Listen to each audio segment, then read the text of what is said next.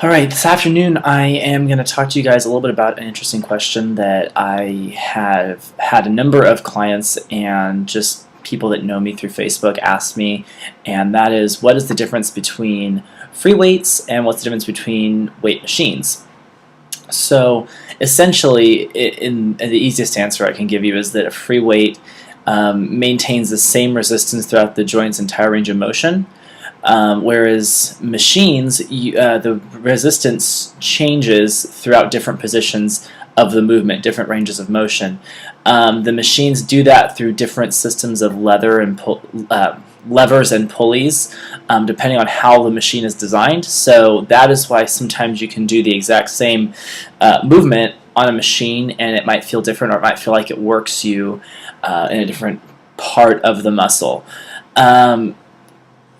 It's hard to determine which is really more important. What I will say is that a lot of times using free weights, especially for complex movements such as bench press, squat, and deadlift, using the free weight is a little bit more effective because you have to learn the proprioceptive control, which basically means you understand where your body is with relation to space. You have to memorize and learn what good form not only looks like but feels like, because there might be an instance where you're working out and you don't have a mirror.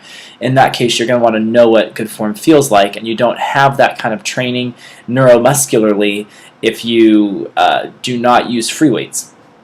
What's great about resistance machines is that sometimes if we have strength deficiencies, or if we have certain muscles that are stronger than others, and we do complex movement or even just isolated movements with free weights, the stronger muscles might do a little bit more work than the smaller muscles, and you might get some uneven definition or uneven size.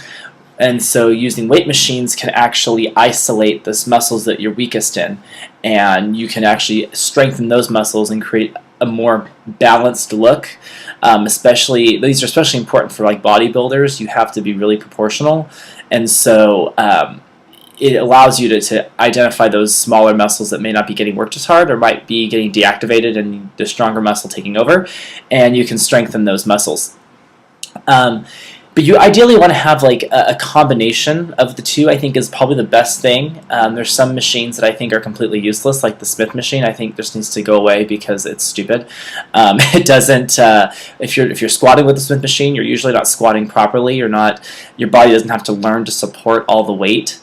If you're deadlifting with the Smith machine, you're definitely not using proper form. And bench pressing with the Smith machine, again, you don't learn how to control the bar because you always have a safety valve on it, or you always have a safety. The safety of the cage prevents you from having to really lift A, all the weight, and B, learning how to control the bar. And I think those are important things because it teaches you spatial awareness, and it teaches you how to overcome heavy loads and maintain control. So, but some machines are great, like the leg press machine is actually pretty good at like isolating certain leg muscles, especially the outer leg and the glute muscle, especially if you do like leg press with one leg at a time.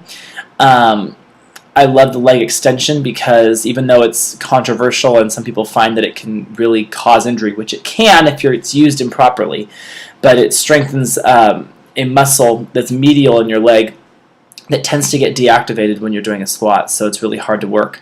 So it isolates that muscle, and you'll really feel it right over your knees on the medial side of your leg, which is the middle part. Another great machine that I love is the seated row and the lat pull down. Unless you have pull-ups and you can do just a lot of pull-ups, it's really difficult to strengthen your back and your lats. So those machines kind of help strengthen those muscles to ideally get you to be able to do a pull-up. But basically, you need to have a combination of both because the free weights are great for, again, complex movements and learning how to really lift the full weight throughout the entire range of motion, and then the machines are great because it can isolate some muscle groups that you're not working. So I hope that answers your questions. I hope that if you had that question, or if you're currently lifting weights and you're not sure which is better, I hope that helps. Really, it's a combination effect. If you feel like certain machines you don't get as good of a workout, I probably would cut them out and try and find a free weight equivalent.